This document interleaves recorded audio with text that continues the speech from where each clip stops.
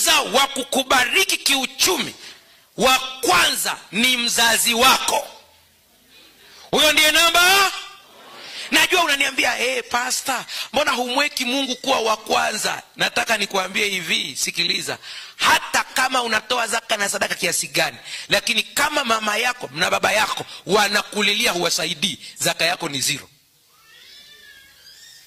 Niliongea mahali, watu wakanishambulia kwenye mitandao, wewe umefanya mzazi kuwa wa kwanza. Nataka nikupe taarifa, acheni unafiki wa kidini. Kama we ni mcha Mungu, tutakuonea kwa wazazi wako ndio wa kwanza. Acha kusema nampelekea Mungu, nampelekea Mungu. Unapeleka kwa Mungu, umepeleka huko kwako analia. Nenda kajichunguze kwanza.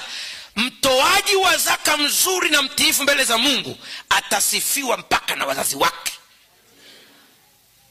Sio unahitaji kanisani wakuone mama yako ana kitenge kilichopasuka, kimechanika, ameshona mpaka na makatani, mama yako aliyekuzaa, alafu unajidai kwamba una pesa. Sikiliza, wewe ni mjinga fulani tu hivi, wewe ni mpumbavu tu aliyebahatika kupata hela, na zitaisha hivi karibuni. Hiyo mnajua kuna wapumbavu wanapata hela Mnamjua Nabali? Nabali wa Biblia yule ni mpumbavu tu fulani hivi, alipata hela tu akapata hela. Ukitaka ujue mpumbavu aliyepata hela ni mpumbavu, lakini hela tu zimemtembelea, nenda kaangalia. Ana hela za kutosha, lakini mama yake ana kitenge kilichotoboka, kimeshonewa na safuleti.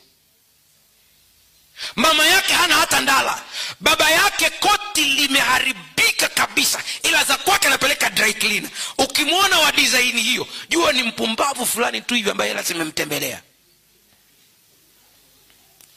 Na nampa taarifa, mpumbavu wa design hii atakufa kifo kichungu kuliko anavyofikiria yeye. Wa kwanza wa kufaidika na mali zako ni wale waliokuzaa. Wewe una habari uliwasumbua kiasi gani wewe? Mtoto wetu wa kwanza alipozaliwa alikuwa analia sana usiku. Nikampigia mama simu asubuhi. Kaambia mama, hatulali hapa. Ananiambia kwa nini? Anambia ni mtoto anasumbua usiku. Mama alicheka. Kaambia mama, mimi hapa sijalala unanicheka. Ananiambia ndipo uelewe ulivyotusumbua na wewe.